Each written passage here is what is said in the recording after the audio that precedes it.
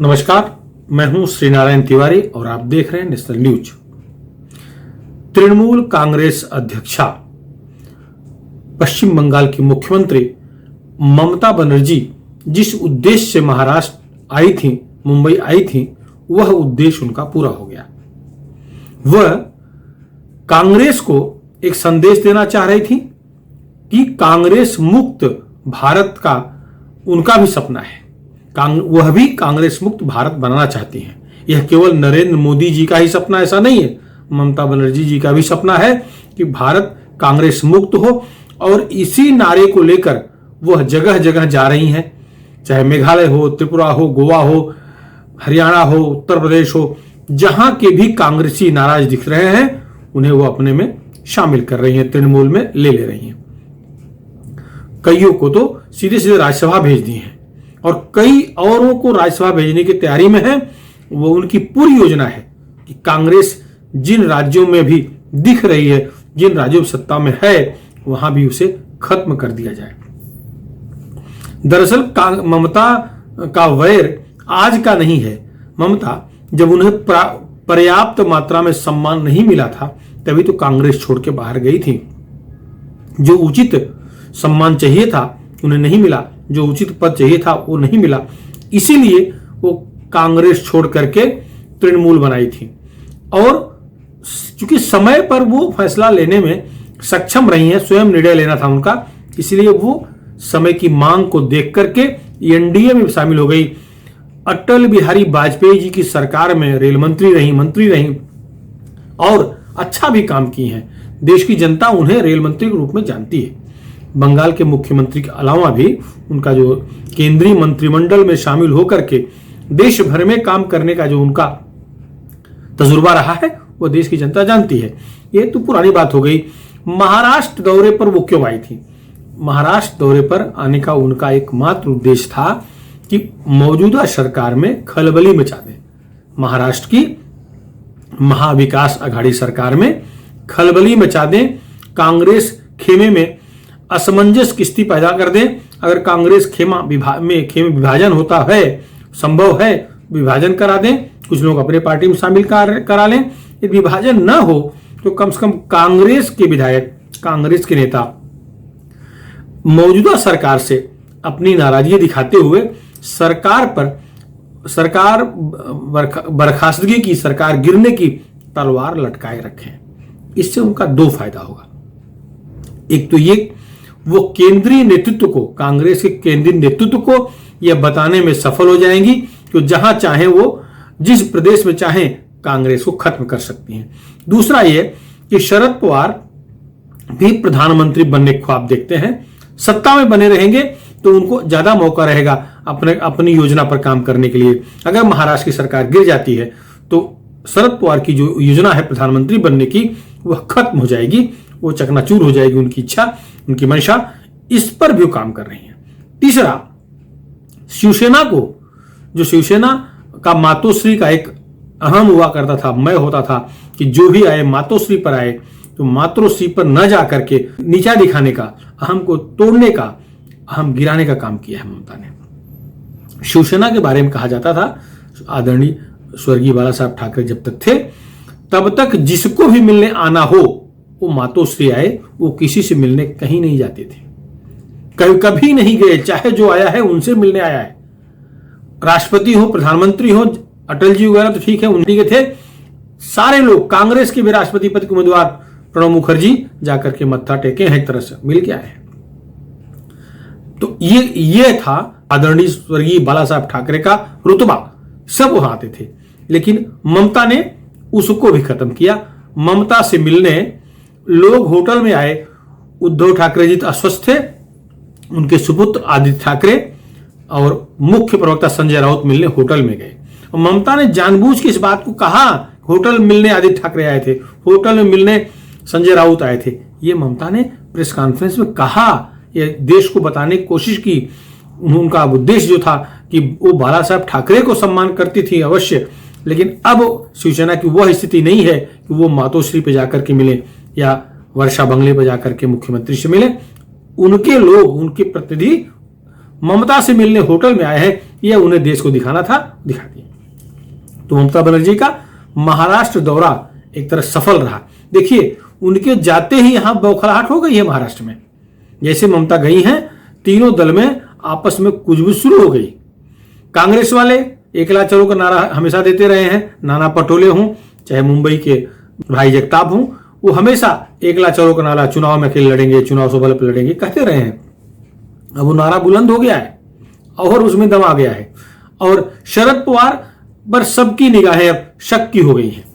शरद पवार देखिए उद्धव जी से मिलने तो चाह रही थी, उद्धव जी से मिलने का उनका उद्देश्य था, वो बीमार है, अस्वस्थ है, अस्पताल में थे उस समय, वो जाना चाह रही थी, लेकिन तकनीकी कारणों से अस्पताल में अलाउ नहीं किया गया तो अस्पताल नहीं मिलने गई। ठीक है, लेकिन आदित्य ठाकरे से मिलने मातोश्री पर जा सकती थी, एक हालचाल लेने के लिए जा सकती थी। उनको बुला, जिससे घर में कोई बीमार होता है तो उससे घर में लोग जाते हैं, उससे हालचाल पूछते हैं, सांत्वना देते हैं, भगवान से प्रार्थना करते हैं। यहां उल्टा हो रहा है। आदित्य ठाकरे के पिताश्री अर्थात महाराष्ट्र के मुख्यमंत्री अर्थात शिवसेना सुप्रीमो उद्धव ठाकरे बीमार हैं, उनको अपने पास बुला रही हैं, उनके घर में जाकर के उन्हें एक तरह से आदित्य ठाकरे बहुत यंग है, बच्चे हैं उनके निगाह में, उन्हें सांत्वना देना, ढाढ़स बनाना चाहिए था कि सब ठीक हो रहा है, अच्छा है, मेडिकली फिट है, जो भी कहना था उन्हें उनके घर जाकर कहना चाहिए था, लेकिन नहीं, अपना दर्प अपना घमंड कायम रखते हुए उनको बुलवाई है। अच्छा, और शरद पवार से मिलने उनके घर पहुंच गई हैं, शरद पवार से मिलने शेरवर ओक पहुंच गई हैं। शरद पवार को वह भी चौहान मिल सकती थी, कहीं मिल सकती थी, लेकिन नहीं, एक तीर से कई शिकार करने ना, मातोश्री पर नहीं गई, शरद पवार से मिलने गई और कांग्रेस वालों को बुलाई ही नहीं। कांग्रेस वालों के से मिलना उनकी लिस्ट में नहीं था, कांग्रेस वाले मिलना भी नहीं चाह रहे। जिस तरह मेघालय की पूरी कांग्रेस की यूनिटी अपनी पार्टी में शामिल करवा ली है, कांग्रेस से कोई भी नेता इन्हें फूटी आंखों पसंद नहीं कर रहा है देखना। तो कांग्रेस को विचलित करना, शिवसेना राष्ट्रवादी के बीच में मतभेद निर्माण करना, तीनों के बीच में एक दूसरे पर शंका कुशंका पैदा करना, यह काम ममता बनर्जी ने बाखूबी कर दिया।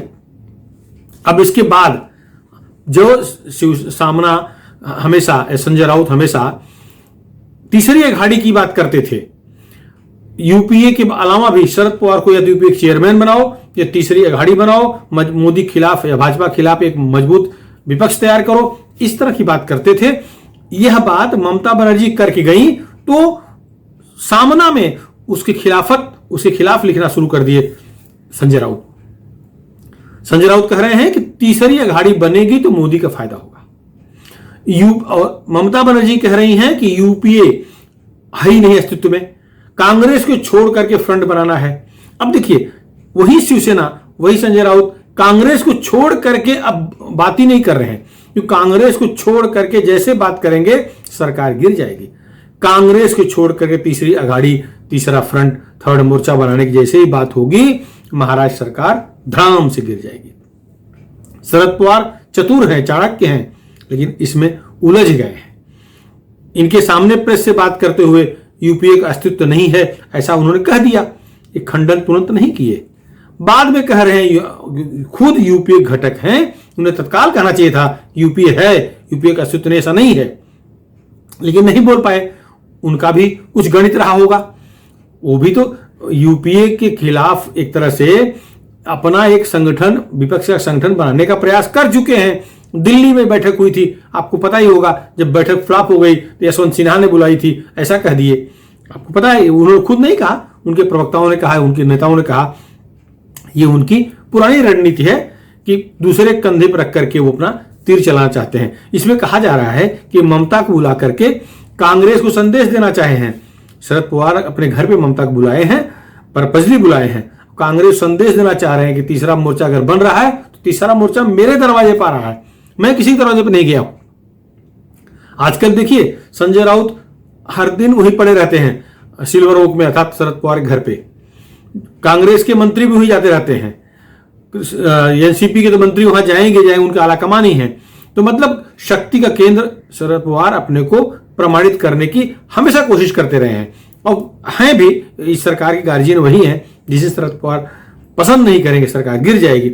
लेकिन इस चाल में ममता बनर्जी घर अपने बुला करके जो चाल चला है उसमें वो सफल हैं कि विफल हैं, ये समय बताएगा। अगर सरकार गिर जाती है, अगर सरकार किसी कारणवश गिर जाती है कांग्रेस की वजह से या किसी अन्य वजह से, तो पूरा का पूरा कलंक शरद पवार पे लगेगा, क्योंकि ममता ने दूध में नींबू गाड़ने का काम कर दिया है।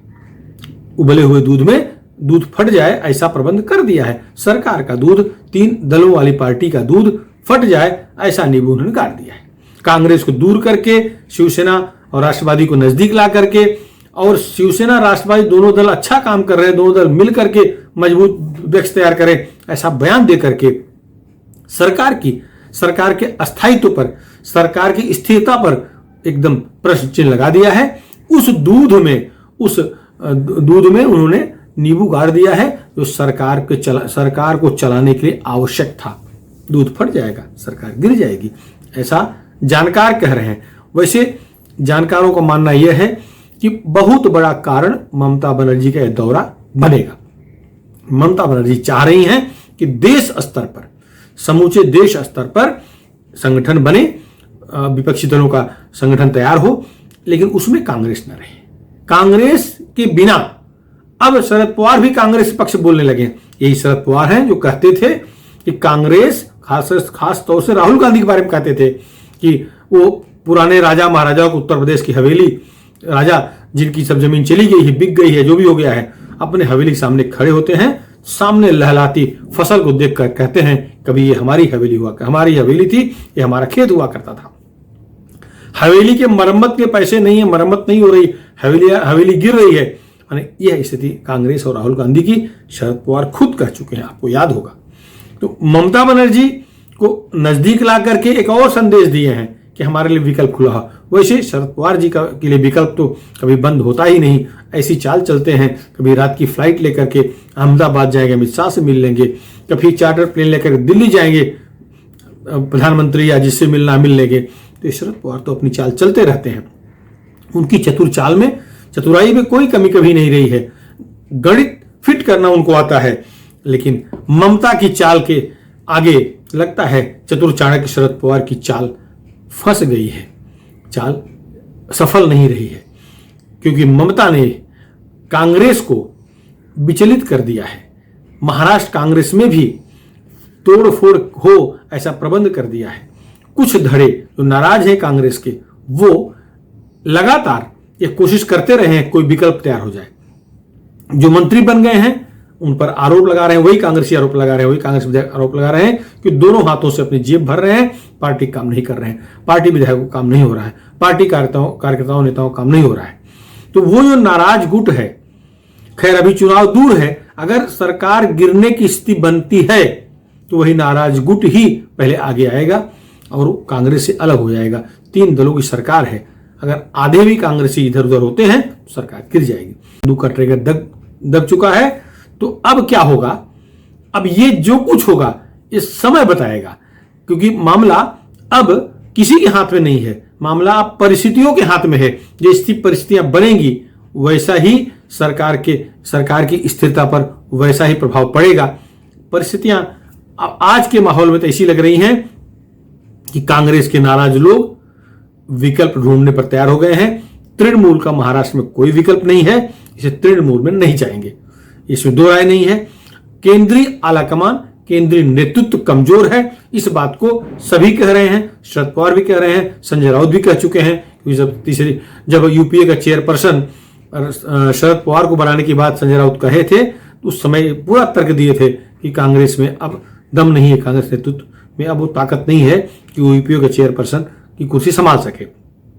तो सब कह रहे हैं, और ममता बनर्जी तो दिन रात इसी योजना में लगी हैं कि कैसे कांग्रेस को खत्म करें। कई बार तो ऐसा लगता है, मजाक में लोग कहते हैं ममता बनर्जी और मोदी मिले हुए हैं, दोनों यम वाले हैं, ममता मोदी ये मिले हुए हैं, ये कांग्रेस मुक्त भारत का सपना पाले बैठे हैं।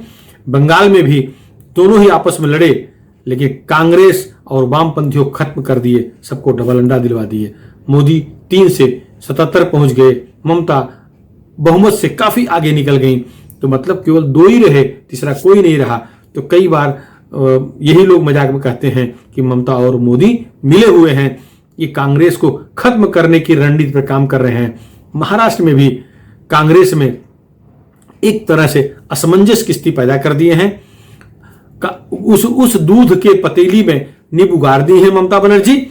कब फटता है दूध, फट के कब रिजल्ट देता है, कब पनीर बनता है या बर्बाद हो जाता है, ये समय बताएगा, लेकिन दूध तो फटेगा ही। सरकार तो स्थिर नहीं रहेगी, यह संकेत दिख रहा है। फिलहाल इस मुद्दे में इतना ही। आपको हमारा वीडियो कैसा लगा, पसंद आया हो तो इसे आप जरूर शेयर करें, मित्रों तक पहुंचाएं अपने। और हां, यदि अभी तक आप हमारे चैनल नेशनल न्यूज चैनल को सब्सक्राइब न किए हो तो सब्सक्राइब जरूर कर लें, और साथ ही अपना कमेंट अवश्य लिखें। चैनल के कमेंट बॉक्स में अपनी राय अवश्य लिखें। धन्यवाद।